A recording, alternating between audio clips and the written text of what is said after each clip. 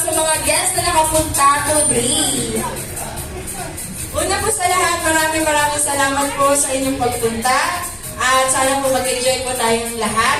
At mag-enjoy ka, happy birthday.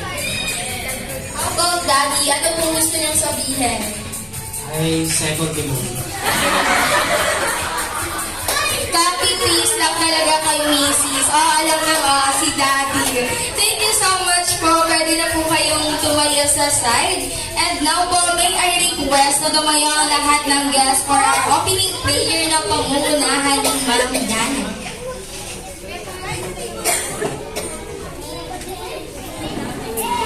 Good afternoon po.